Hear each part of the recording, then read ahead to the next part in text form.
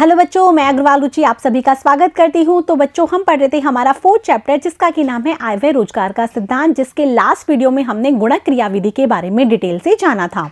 हमने पढ़ा था कि किस प्रकार से जब गुणक क्रियाशील होता है तो निवेश व्यय या स्वायत्त व्यय में वृद्धि करने से जो आय का संतुलित स्तर है वो भी अधिक बढ़ता है, और जितना हमने निवेश व्यय में परिवर्तन किया था उससे कई अनुपात में जो आय है वो परिवर्तित होती है। ठीक है बच्चों, इस वीडियो में हम जानेंगे मितव्ययिता के विरोधाभास के बारे में। कहने का तात्पर्य है कि हमें हमेशा से बचत करना सिखाया जाता है कि अधिक बचत करने से क्या है कि हमें हमारी जो भी पूर्ति है वो अधिक हो पाएगी। यदि हमें क्या होगा, भविष्य में किसी पैसे की जरूरत है तो उस बचत से हम उसकी पूर्ति कर पाएंगे, यही हमें सिखाया जाता है।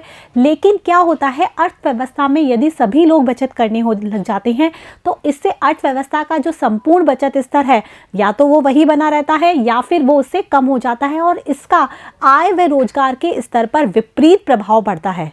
समझ में आया क्या कहना चाह रहे हैं यहाँ पर? इसका मतलब ये है कि यदि अर्थव्यवस्था में सभी लोग बचत करने लग जाएंगे, यदि अर्थव्यवस्था में बचत अधिक होगी तो क्या होगा, उपभोग का स्तर भी कम हो जाएगा, क्योंकि बचत अधिक है तो उपभोग क्या हो जाएगा, कम। हमने पढ़ा था ना कि सीमांत उपभोग प्रवृत्ति और सीमांत बचत प्रवृत्ति दो होती हैं संधारणाएं, जिसमें क्या होता है कि यदि सीमांत उपभोग प्रवृत्ति यदि अधिक है तो क्या होगी, सीमांत बचत प्रवृत्ति कम हो जाएगी। अब हम यहाँ बचत अधिक कर रहे हैं अर्थात सीमांत बचत प्रवृत्ति क्या है, अधिक है, तो सीमांत उपभोग प्रवृत्ति अर्थात उपभोग का स्तर क्या हो जाएगा, कम। उपभोग का स्तर कम हो जाएगा तो जिसके फलस्वरूप क्या होगा, समग्र मांग में क्या हो जाएगी, कमी।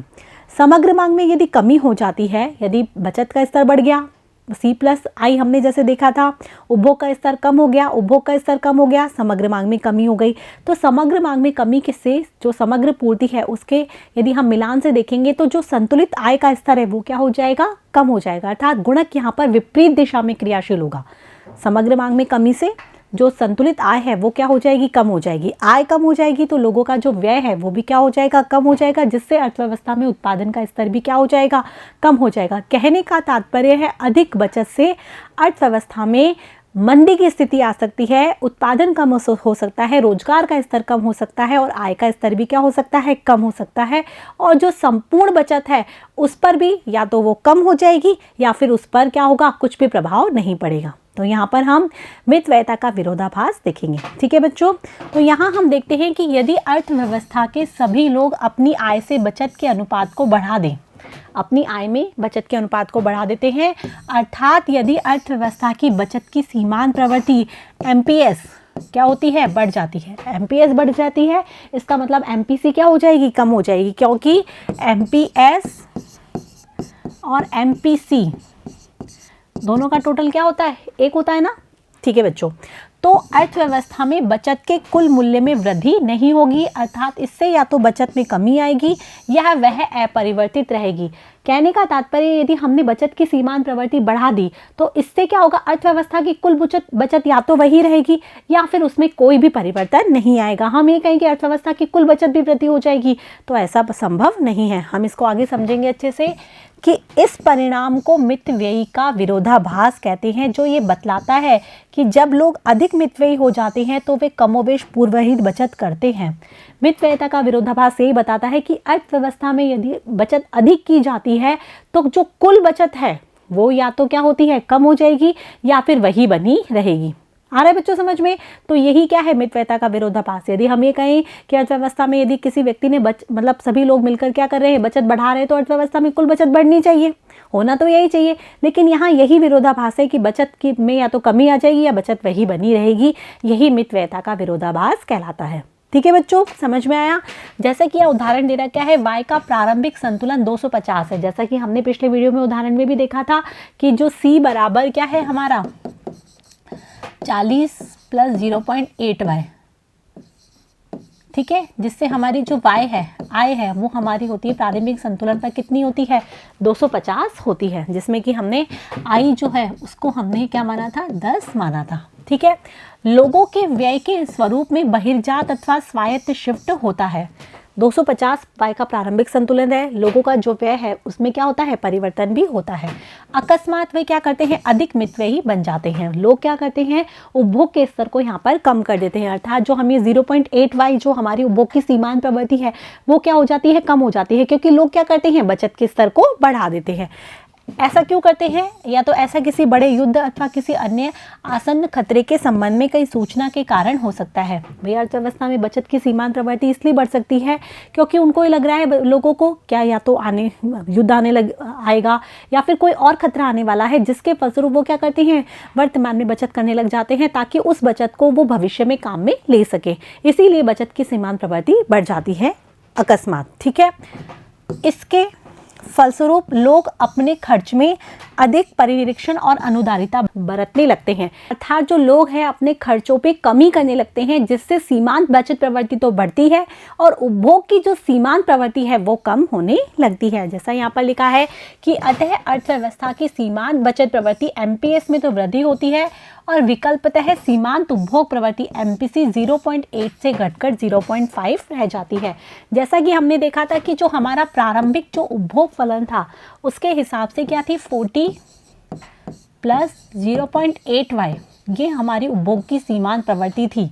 अब क्या होता है, जो हमारा नया उपभोग फलन क्या हो जाता है, 40 प्लस 0.5y, अर्थात उपभोग की सीमांत प्रवृत्ति घट जाती है और बचत की सीमांत प्रवृत्ति बढ़ जाती है।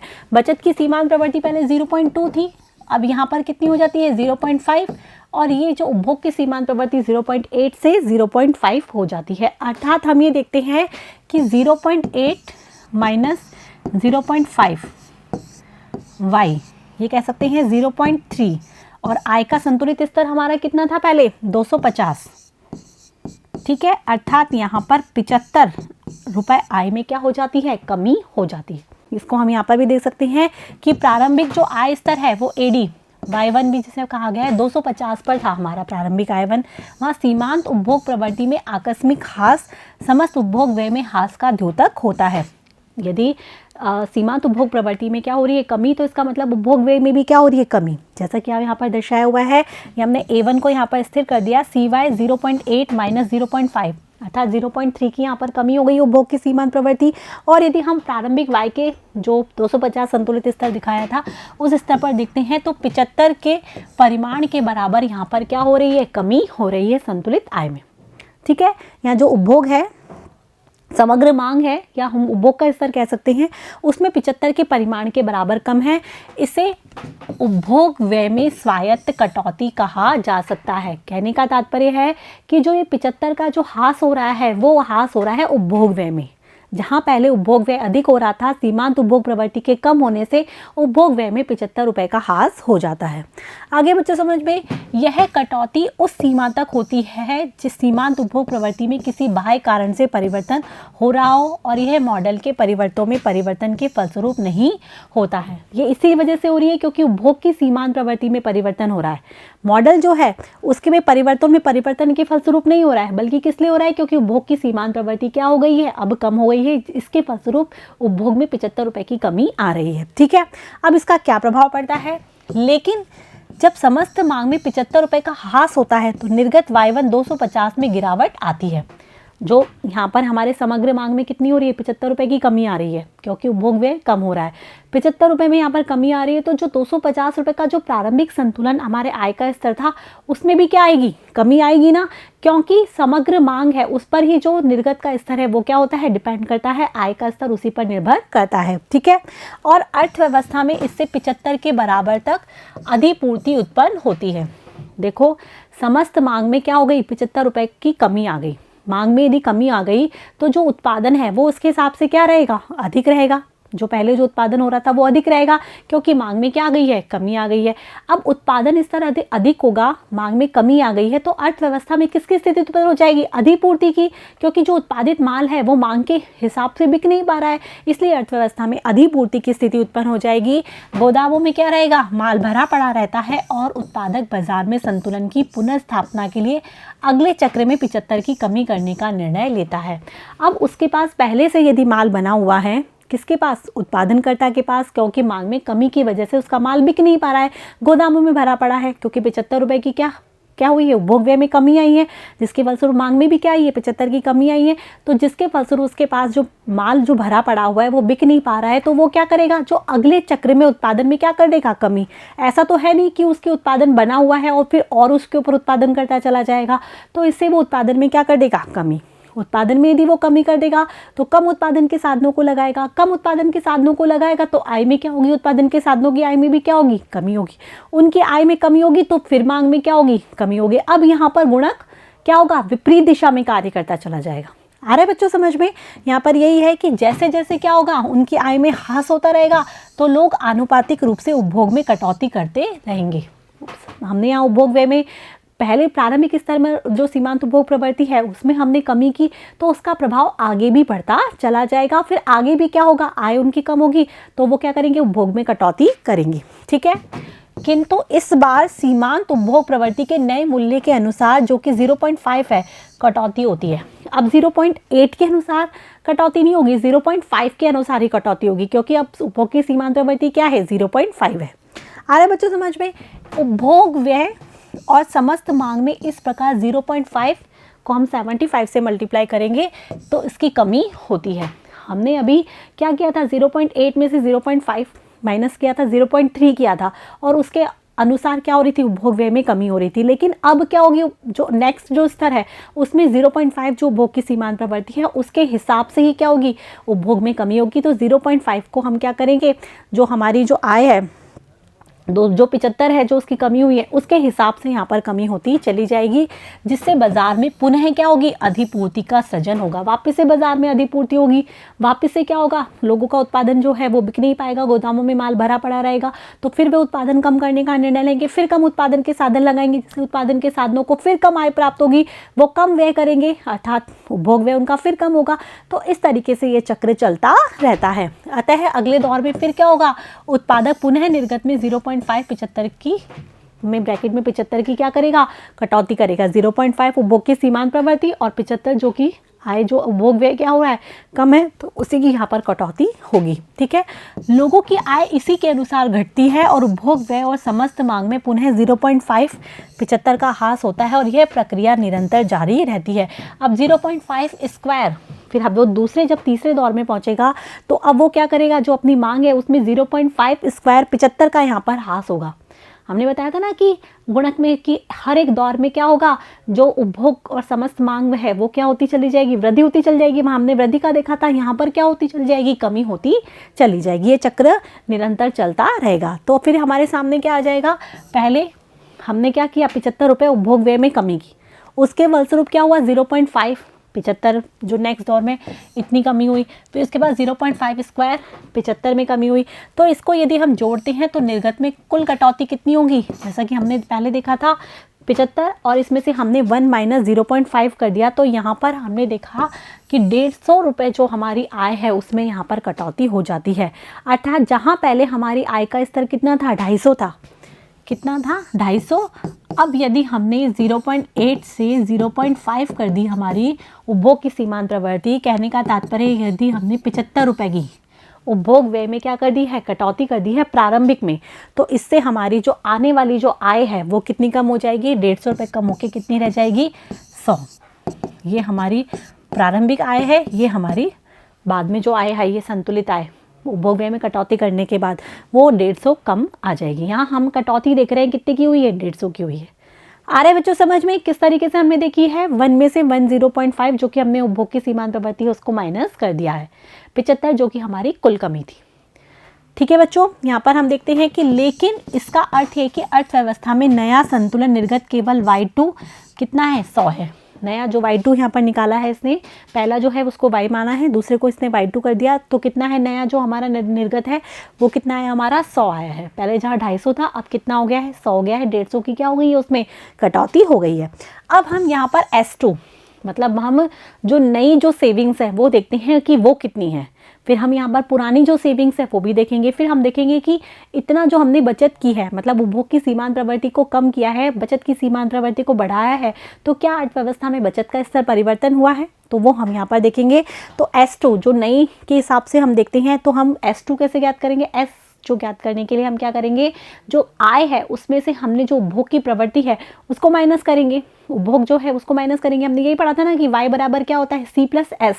यदि हमें s ज्ञात करना है तो y में से c को माइनस कर देंगे। तो हम चूंकि यहाँ पर नया देख रहे हैं इसलिए y2 में से c2 को माइनस करेंगे। तो y2 में से हम c2 को माइनस करेंगे तो y2 माइनस ये जो C2 है, जो उपभोग फलन है, वो उसका फॉर्मूला हम यहाँ पर लगा देंगे। C यहाँ पर क्या है, कांस्टेंट है, प्लस C2 और Y2, यहाँ पर हर जगह 2 लगाएंगे क्योंकि ये नया है, ठीक है। फिर Y2 हमारा कितना है, नया 100 आया है, C हमारा 40 है, माइनस C2 कितना है 0.5, जो कि हमने अब क्या कर दिया है, चेंज कर दिया था, पहले 0.8 था, अब 0.5 कम हो गया है, और इंटू Y2 कितना है 100 है। आ रहा है बच्चों समझ में? ये 40 वाला फॉर्मूला ही हम यहाँ पर काम में ले रहे हैं, जिसमें हमने शुरू में 40 प्लस 0.8y सोचा था, ठीक है बच्चों। अब इसको हम सॉल्व करते हैं तो हमारी जो नई जो बचत है वो कितनी आती है, S कितनी आती है, 10 आती है। इसको हम सॉल्व करते हैं तो उसके बाद हम देखते हैं नई बचत कितनी है, 10, और फिर हम ये देखते हैं कि पहले कितनी बचत हो रही थी, ठीक है। तो इसके लिए हम पुराना संतुलन देखते हैं, तो पूर्व संतुलन के अंतर्गत बचत देखते हैं। तो अब हम यहाँ 1 करेंगे, पहले वाली ही आय लेंगे, पहले वाली उपभोग की सीमांत प्रवृत्ति यहाँ पर लेंगे। तो S1 बराबर Y1 माइनस C1 हमने किया, तो हम देखते हैं Y1 माइनस, यहाँ पर हम उपभोग फलन लगा देते हैं, C constant plus C1 Y1, ठीक है। अब देखते हैं Y1 जो प्रारंभिक जो हमारी आय थी वो कितनी थी, 250, C वही 40 है, ठीक है। उसके बाद हम ये देखते हैं प्लस 40 है, फिर हम देखते हैं C1 कितना है 0.8 और Y1 कितना है 250। आ रहा है बच्चों समझ में? तो C1 यहाँ पर 0.8 क्योंकि हमने पुरानी उपभोग की सीमांत प्रवृत्ति ली है, और Y1 जो हम पुरानी ही आय का संतुलन ले रहे हैं, तब भी हम देखते हैं बचत कितनी है 10। तो कहने का तात्पर्य हमने उपभोग की सीमांत प्रवृत्ति कम कर दी, बचत की सीमांत प्रवृत्ति को बढ़ा दिया, अर्थात हमने सबने बचत करना स्टार्ट कर दिया। फिर भी अर्थव्यवस्था में जो कुल बचत पहले भी 10 थी और अब भी कितनी आ रही है, 10 ही आ रही है, अर्थात बचत में कोई परिवर्तन नहीं हो रहा है। आगे बच्चों समझ में? तो यहाँ पर यही है कि पहले सीमांत उपभोग प्रवृत्ति C1 बराबर 0.8, अतः अर्थव्यवस्था में बचत का कुल मूल्य अपरिवर्तित रहता है। कुल बचत के सभी घटकों का परिणाम व्यक्तिगत बचत निर्णय के सभी कारकों के योग के ठीक बराबर नहीं है, बल्कि इससे कुछ अधिक है। कहने का तात्पर्य है कि जो कुल जो बचत होती है, वो जो व्यक्तिगत जो बचत है उसका जो हम यदि योग कर लेते हैं तो उसके परिमाण के बराबर बिल्कुल नहीं होती है। व्यक्तिगत बचत और कुल बचत दोनों क्या होती है, अलग अलग होती है। यदि बचत अधिक करना शुरू कर देते हैं लोग, तो इससे जो राष्ट्रीय बचत है वो पहले से या तो क्या होगी, कम हो जाएगी, या फिर पहले जितनी ही रहेगी, उससे राष्ट्रीय बचत बढ़ेगी बिल्कुल नहीं।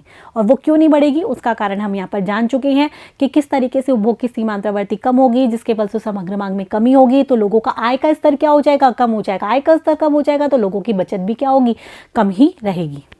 ठीक है बच्चों, समझ में आ गया मितव्ययिता का विरोधाभास? तो आपको इस तरीके से इसको समझना है। यहाँ पर दे भी रखा है कि जब ए में परिवर्तन होता है, ए मतलब स्वायत्त व्यय, जिसको हमने निवेश व्यय के रूप में भी यहाँ पर देखा है, तो जो समग्र मांग रेखा है वो समानांतर रूप से ऊपर की ओर तथा नीचे की ओर शिफ्ट होती है। हमने डायग्राम बनाया था समग्र मांग का, तो यहाँ पर हम दोबारा बना लेते हैं। ये हमारी थी AD बराबर वाई, ठीक है, और समग्र पूर्ति AS बराबर वाई। तो हम यहाँ पर ये देखते हैं, ये हमारी AD थी, समग्र मांग रेखा थी, ठीक है बच्चों। तो हम ये देखते हैं कि ये शुरू होती है यहाँ से, और ये जो चीज़ है वो दिखाती है स्वायत्त व्यय को। स्वायत्त व्यय हमने यहाँ पर किस किस को माना था, निवेश व्यय को हमने स्वायत्त व्यय मान लिया था। जो C है, उपभोग व्यय जो होता है कांस्टेंट, वो भी क्या होता है, स्वायत्त व्यय होता है, ठीक है। तो वो इसको दर्शाता है एव जो है, उस पर हमने डाल दिया कांस्टेंट का मार्क से स्वायत्त व्यय को। यदि स्वायत्त व्यय में परिवर्तन हो जाता है, जैसे कि हमने अभी निवेश में 10 से 20 का परिवर्तन किया ना, ये स्वायत्त व्यय में परिवर्तन हुआ, तो इसके फलस्वरूप क्या होती है, जो समग्र मांग रेखा है वो समांतर रूप से ऊपर नीचे होती है। यदि स्वायत्त व्यय में वृद्धि होती है तो समग्र मांग रेखा, जैसे हमने मान लिया 10 था, यहाँ 10 से बढ़कर यहाँ पर हो गया 20, तो ये समांतर रूप से क्या होगी, ऊपर की ओर हो जाएगी, ठीक है। और यदि हमने इसमें मान ली कमी हो जाती है तो ये समांतर रूप से क्या होगी, नीचे की ओर हो जाएगी। आगे बच्चों, कहने का मतलब ये है कि यदि स्वायत्त व्यय में परिवर्तन होता है और उपभोग की सीमांत प्रवृत्ति वही बनी रहती है, तो जिसके फलस्वरूप क्या होती है, जो हमारा समग्र मांग वक्र है वो समानांतर रूप से ऊपर या नीचे की ओर शिफ्ट हो जाता है। यदि स्वायत्त व्यय में वृद्धि हो गई है तो इससे समग्र मांग वक्र समानांतर रूप से ऊपर की ओर शिफ्ट हो जाता है। यदि स्वायत्त व्यय में कमी हो गई है तो समग्र मांग वक्र स्वायत्त रूप से नीचे की ओर खिसक जाता है, ठीक है। यहाँ पर हम लिख सकते हैं AD एंड AS, और ये हमारा है Y, ठीक है बच्चों, समझ में आ गया। यहाँ पर आप संतुलित आय का स्तर भी देख सकते हैं इस तरीके से, ये E है, ये E1 है और ये E डबल डैश। ठीक है, कि जो हमने यदि वृद्धि की समग्र मांग में, तो I में भी क्या हो गई, वृद्धि हो गई है। और यदि हमने समग्र मांग में कमी की है था, समांतर रूप से क्या हुआ है, नीचे की शिफ्ट हुआ है, तो I में भी क्या हो गई है, कमी हो गई है। आ रहा है बच्चों समझ में। लेकिन जब क्या होता है, सी में परिवर्तन होता है, तो रेखा ऊपर या नीचे को झुकती है। सीमांत उपभोग प्रवृत्ति में वृद्धि अथवा सीमांत बचत प्रवृत्ति में कमी से रेखा एडी की प्रवणता में कमी आती है और यह नीचे की ओर झुकती है। अब बच्चों ध्यान से समझना कि यहाँ पर हमने देखा कि यदि समग्र व्यय में परिवर्तन हुआ तब तो क्या होती है, समानांतर से ऊपर या नीचे होती है समग्र मांग रेखा। लेकिन यदि सी में अर्थात एमपीसी या हमें कह सकते हैं एमपीएस, उपभोग की सीमांत प्रवृत्ति या बचत की सीमांत प्रवृत्ति में परिवर्तन आता है, तो ये जो समग्र मांग वक्र रेखा है उसके ढाल में परिवर्तन आ जाता है। या तो वो ऊपर की ओर झुकेगी या फिर वो नीचे की ओर झुकेगी।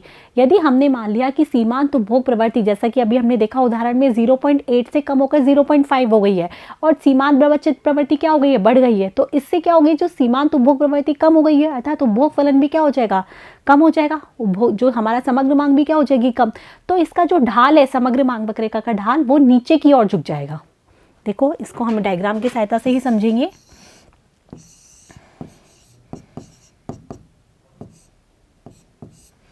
ये एस बराबर वाई को दर्शाता है। ये हमारा हो गया एडी, प्रारंभिक जो हमारी समग्र मांग वक्र रेखा है, जो कि हमने 0.85 के रूप में भी दर्शा सकते हैं हम, जिसको यहाँ हमारा एडी एंड एस दोनों को दर्शा रहा है और ये हमारी हो गई फाई। ठीक है बच्चों, तो अब हम यहाँ पर क्या देखेंगे कि जो हमारा ये क्या है, स्वायत्त व्यय हमने मान लिया ए।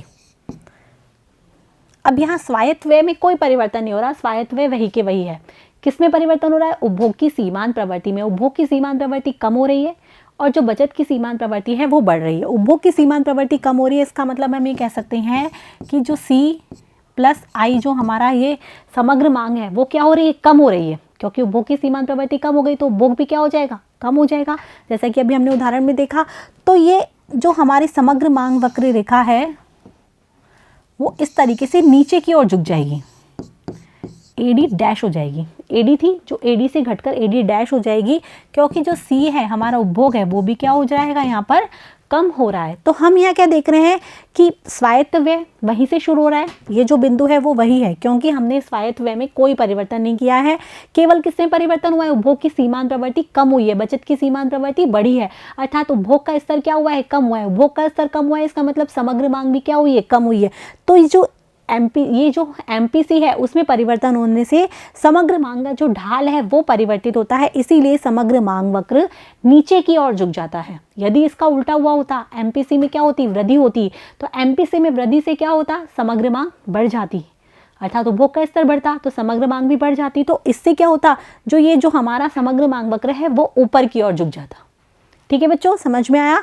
यहाँ पर आपके यही लिखा हुआ है और इसी के हिसाब से हम आय का स्तर भी देखते चल जाते हैं कि हमने ये देखा कि जो हमारी जो पहली थी हमारी, तो उसमें y था। ठीक है, अब चूंकि हमारा समग्र मांग वक्र क्या हो जाता है, कम, नीचे की ओर झुक जाता है, तो आय का स्तर भी क्या हो जाता है, कम, जो कि हमने उदाहरण में देखा कि 250 से कितनी हो जाती है, आय घटकर 100 हो जाती है। ठीक है, तो यही लिखा है कि एडी की प्रवणता में कमी आती है, जो इसका ढाल है वो क्या हो जाता है, कम और नीचे की ओर झुक जाता है, जैसा कि हम यहाँ पर चित्र में भी देख पा रहे हैं। तो आपको डायग्राम एकदम नीट एंड क्लियर बनाना है। आप चाहो तो अपनी बुक का है, बुक में भी अच्छे से देख सकते हो, वहाँ पर भी बहुत क्लियर से बना हुआ है।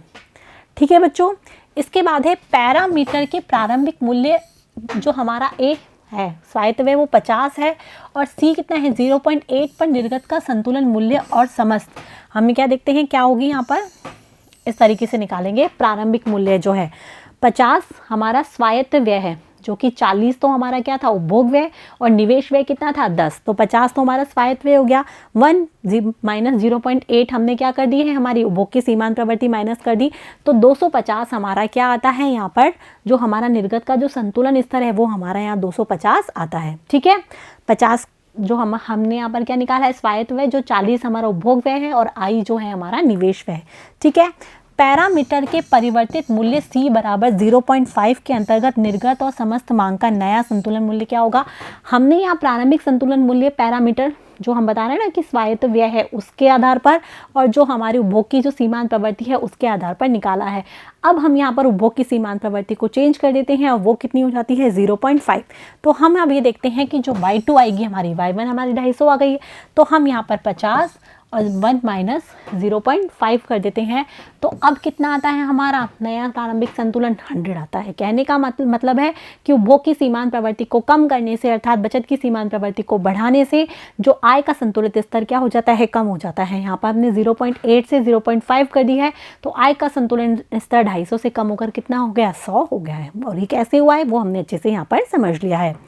संतुलन निर्गत और समस्त मांग में 150 की कमी हुई है। इससे ये सिद्ध होता है कि बचत के कुल मूल्य में कोई परिवर्तन नहीं हुआ है। बचत का मूल्य कोई परिवर्तन हुआ, 10 का 10 ही रहा है, बल्कि हमारा जो आय का स्तर है वो भी यहाँ पर क्या हो गया है, कम हो गया है। अर्थात सभी का जो बचत करना है वो अर्थव्यवस्था के लिए सही नहीं है, क्योंकि इससे मितव्ययता का विरोधाभास उत्पन्न होता है। आगे बच्चों समझ में अच्छे से मितव्ययता का विरोधाभास क्या होता है, एग्जाम में इससे रिलेटेड क्वेश्चन पूछा जाता है, तो आपको इसी तरीके से समझाना है विद एग्जाम्पल एंड डायग्राम। ठीक है, या हमने पैरामीटर्स भी देख लिए कि पैरामीटर में हमने दो चीज़ देख ली कि एक तो स्वायत्त व्यय होता है, दूसरा एमपीसी होता है कि स्वायत्त व्यय में परिवर्तन से क्या होता है, समानांतर रूप से ऊपर नीचे होता है समग्र मांग वक्र। लेकिन यदि उपभोग प्रवृत्ति सीमांत सी में परिवर्तन होता है तो क्या होता है, वो कभी नीचे की ओर झुकता है समग्र मांग वक्र, या फिर ऊपर की ओर झुकता है। ठीक है बच्चों, उसके ढाल में परिवर्तन हो जाता है।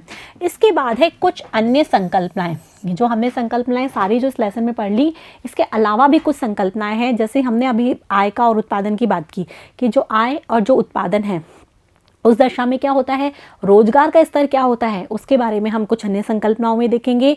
हमने देखा कि जो y है और AD है उसके संतुलन जो है, हमने उस स्तर पर हमने क्या किया, आय का जो हमारा संतुलन स्तर आ गया। तो उस संतुलन स्तर में क्या सभी व्यक्ति रोजगार में होते हैं, जैसा कि हमने पुरानी जो क्लासिकल विचारधारा है उसके बारे में देखा था। तो उसमें कहा था कि जो अर्थव्यवस्था में जो पूर्ति है वो अपनी मांग स्वयं उत्पन्न करती है, और अर्थव्यवस्था में क्या होता है, पूर्ण रोजगार की दशा पाई जाती है। लेकिन कीन्स के अनुसार क्या होता है, अर्थव्यवस्था में पूर्ण रोजगार की दशा जहाँ पर y बराबर AD वो करता है, वहाँ पर पूर्ण रोजगार की दशा जरूरी नहीं है कि हमेशा वहाँ पूर्ण रोजगार ही पाया जाए। ठीक है बच्चों, तो कुछ अन्य संकल्पनाओं में क्या है कि अन्य साधनों की मात्राएं दी हुई होने पर अर्थव्यवस्था में साम्य निर्गत रोजगार के स्तर को भी क्या करता है, निर्धारित करता है। जो साम्य जो हमारा निर्धारित हुआ है y बराबर AD जो कि हमने अभी देखा है, तो उससे क्या होता है, रोजगार का स्तर भी क्या होता है, निर्धारित होता है। इसका अर्थ यह हुआ है कि y की AD की समानता द्वारा निर्धारित निर्गत का स्तर अनिवार्य रूप से वही निर्गत स्तर होगा जिस पर प्रत्येक रोजगार में है। हम ये भी कह सकते हैं कि इसका मतलब तो ये हुआ कि y बराबर AD जहाँ पर हुआ वहाँ पर क्या हुआ, संतुलित आय का स्तर हो गया, संतुलित उत्पादन का स्तर हो गया। तो इसका मतलब वहाँ पर सभी व्यक्ति क्या हुए, रोजगार में हुए। हम ये भी कह सकते हैं इसका मतलब। लेकिन पूर्ण रोजगार आय स्तर आय का वह स्तर है जहां उत्पादन के समस्त कारक उत्पादन प्रक्रिया में पूर्णतः रोजगार में है। पूर्ण रोजगार स्तर का मतलब क्या होता है कि आय का वह स्तर जहां पर कि उत्पादन के समस्त कारक उत्पादन प्रक्रिया में पूर्णतः रोजगार में है। मतलब जहां भी संतुलित आय का स्तर आता है वहां पर सभी व्यक्ति रोजगार में है, अर्थव्यवस्था में पूर्ण रोजगार की स्थिति पाई जाती है, कोई व्यक्ति बेरोजगार नहीं है। इसका मतलब होता है अर्थव्यवस्था में क्या है, पूर्ण रोजगार है। ठीक है, हम यहाँ पर जो y की AD को समानता के बिंदु पर प्राप्त साम्य संसाधनों के पूर्ण रोजगार का द्योतक नहीं है। लेकिन जो हम यहाँ पर y बराबर AD जहाँ पर हम क्या करते हैं, संतुलित आय का स्तर स्थापित करते हैं, तो यह आवश्यक नहीं है कि यहाँ पर सभी व्यक्ति क्या हो, पूर्णतः रोजगार की स्थिति में हो। संतुलित आय का स्तर मतलब ये नहीं है कि यहाँ पर सभी व्यक्ति रोजगार में लगे हुए हैं। क्या पता अर्थव्यवस्था में कुछ संसाधन ऐसे हैं जो कि अभी भी जिनको भी रोजगार नहीं मिल पाया हो, संसाधनों का पूर्ण उपयोग नहीं हो रहा हो। ठीक है बच्चों, साम्य का मात्र अर्थ यह है कि यदि इसको यूं ही छोड़ दिया जाए तो अर्थव्यवस्था में आय का स्तर नहीं बदलेगा। साम्य का मतलब क्या होता है, जिसमें परिवर्तन ही ना हो, अपरिवर्तन की स्थिति, मतलब कुछ भी हो वापस से वही साम्यता की दशा आ जाती है। तो इसको यूं ही छोड़ दे तो इसका मतलब यह है कि इसमें परिवर्तन नहीं होगा। साम्य का मतलब ये हुआ, यद्यपि अर्थव्यवस्था में रोजगार उपलब्ध है, निर्गत का साम्य स्तर आगत के पूर्ण रोजगार के स्तर से अधिक या कम हो सकता है। ठीक है, निर्गत का जो स्तर है अर्थात जो कुल उत्पादन जो हो रहा है अर्थव्यवस्था में, वो ये हो सकता है कि जो रोजगार है, पूर्ण रोजगार जो अर्थव्यवस्था में फुल एम्प्लॉयमेंट होना चाहिए, उसके स्तर से अधिक भी हो सकता है और उसके स्तर से कम भी हो सकता है। जो हमारे अर्थव्यवस्था में y है, एक तो y का स्तर है और एक है YF का स्तर है। अर्थव्यवस्था में एक तो y का स्तर है और एक yf का स्तर है, तो हम ये कह सकते हैं कि जो पूर्ण रोजगार के स्तर से आय का उत्पादन का स्तर है वो अधिक भी हो सकता है, हम ये कह सकते हैं ये अधिक भी हो सकता है पूर्ण रोजगार से, या हम ये कह सकते हैं ये कम भी हो सकता है। ठीक है, यदि यह आगत के पूर्ण रोजगार स्तर से कम है, मतलब जो भी उत्पादन हो रहा है उसके पूर्ण रोजगार स्तर से क्या है, जो कम है, ये वाली स्थिति है। पूर्ण रोजगार तो अधिक है और जो आय उत्पादन का स्तर है वो क्या है, कम है। तो यह इसलिए है कि जो मांग है वो समस्त साधनों को रोजगार देने के लिए पर्याप्त नहीं है। कहने का तात्पर्य है कि अभी भी पूर्ण रोजगार ज़्यादा है, मतलब पूर्ण रोजगार की दशा अभी बाकी है।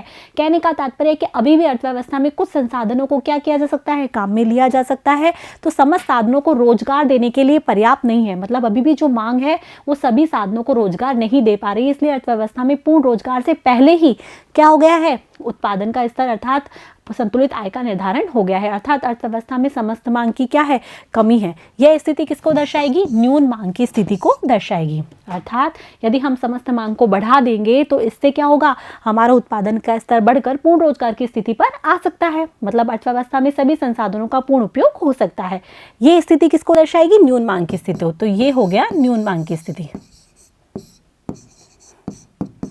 जब उत्पादन का स्तर जो पूर्ण रोजगार के स्तर से क्या होता है, कम होता है। ठीक है, इसके बाद है इससे दीर्घकाल में कीमतें कम हो जाती हैं। दीर्घकाल में इससे कीमतें क्या हो जाएंगी, कम हो जाएंगी। दूसरी तरफ यदि हम देखते हैं कि यदि आगत का रोजगार स्तर पूर्ण रोजगार के स्तर से अधिक है, तो ऐसा इसलिए क्योंकि मांग पूर्ण रोजगार पर उत्पादित उत्पादन स्तर से क्या है, अधिक है। यदि हम दूसरी स्थिति देखें तो इसमें क्या होगी, अधिक मांग की स्थिति होगी, अर्थात मांग की स्थिति क्या है, अधिक है, इसीलिए पूर्ण रोजगार के स्तर से भी क्या है, उत्पादन का स्तर अधिक है। यदि आगत का रोजगार स्तर पूर्ण रोजगार के स्तर से क्या है, यहाँ पर अधिक है, इसलिए क्योंकि मांग पूर्ण रोजगार पर उत्पादित उत्पादन स्तर से भी क्या हो गई है, अधिक हो गई है। यहाँ पर मांग बहुत ज़्यादा हो गई है, इसीलिए ये अत्यधिक मांग की स्थिति कहलाता है। इससे दीर्घकाल में कीमतें क्या होंगी, बढ़ जाएंगी, इससे दीर्घकाल में कीमतें बढ़ेंगी।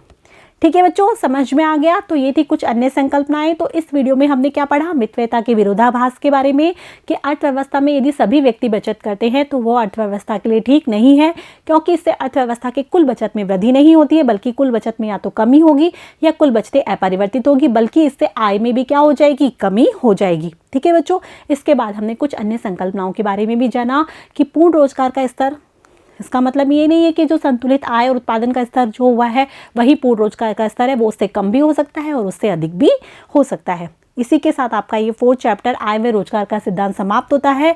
आशा है कि आपको अच्छे से पूरा चैप्टर समझ में आ गया होगा, आपने सारे डायग्राम की प्रैक्टिस भी कर ली होगी और इसको कॉपी में भी नोट कर लिया होगा। अब हम यहाँ पर पाठ्यपुस्तक के प्रश्न सॉल्व करेंगे नेक्स्ट वीडियो में। तब तक के लिए आपको अच्छे से पूरे लेसन को पढ़ लेना है, ताकि जब पाठ्यपुस्तक के प्रश्न सॉल्व करें तो आप आसानी से उनको हल कर पाएँ। तब तक के लिए मेरे साथ बने रहिए, पढ़ते रहिए, बढ़ते रहिए। Thank you.